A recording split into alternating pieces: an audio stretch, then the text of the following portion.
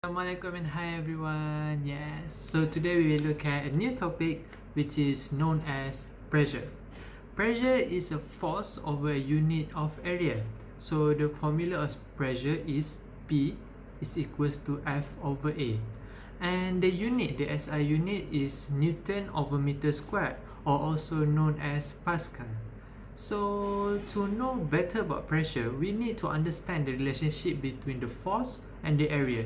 So when the force is increased, what happens to the pressure?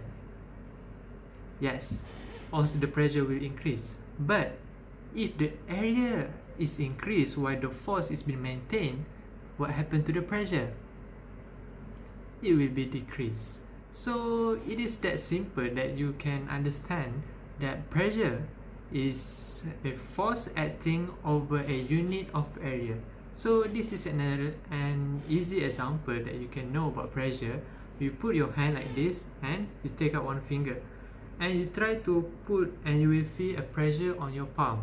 But when you try to put more force whereby you push your hand, your palm more stronger, you will feel a lot more pressure.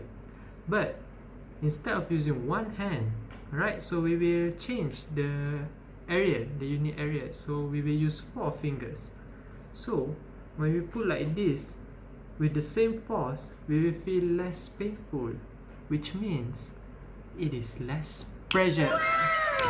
Right, so besides that, we can also know the application in our daily life. The closest one that I want to point out is during the Eid al-Adha. Right, so a knife has a very low of surface area. Therefore, when it is being applied on the throat of the cow, it can slice out the throat of the cow very easy. Because why? Yes, because high pressure. So you can look at more example on pressure in our daily life, such as why does our carry bag have bigger area of straps?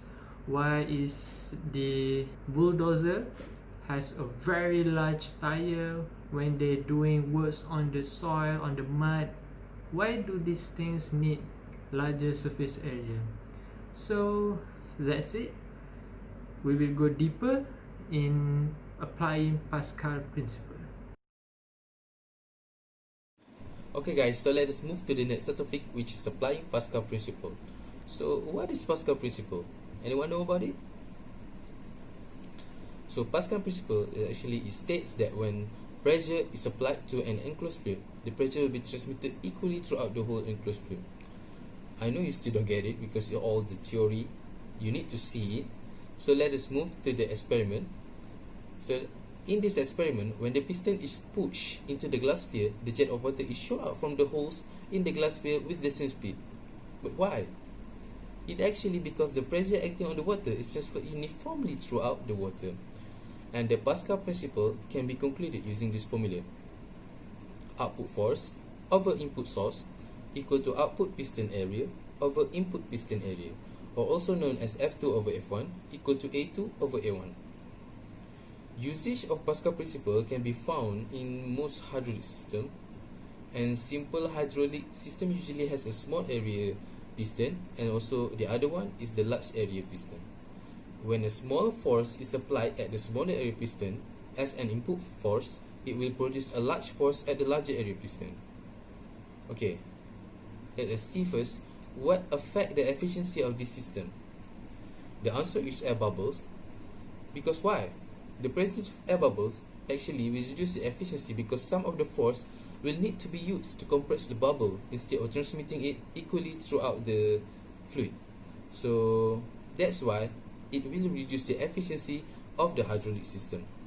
So you can calculate the force produced or the area required to produce a specific force that you want using the Pascal principle formula that we discussed earlier, which is F2 over F1 equal to A2 over A1. When incompressible fluid is moved through a hydraulic system, the volume through which the input system moves must be the same as the volume which the output system. Hence, A1 times D1 equal to A2 times D2. The hydraulic system actually act as a force multiplier where they multiply the input force by certain factor to gain a larger output force.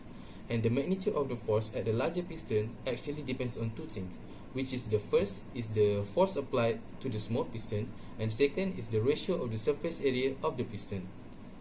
Okay guys, do you realize that Pascal principle actually are always applied in our daily activities? Can you give me some example of it?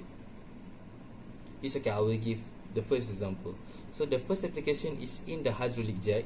So hydraulic jack is actually the device that is used to lift a heavy load by using only a small force. So how it function? It actually, when the handle is pulled, the valve P is still closed, but valve Q is open. So the pressure can be sent to the larger piston, and the larger piston will then rise. But when the piston is pulled out, the valve Q is closed. Instead, the valve P will open so that the oil in the tanks will enter the hydraulic cylinder because of the atmospheric pressure. And actually, by repeating moving the push-pull handle several times, the large piston can be raised to lift the heavy load.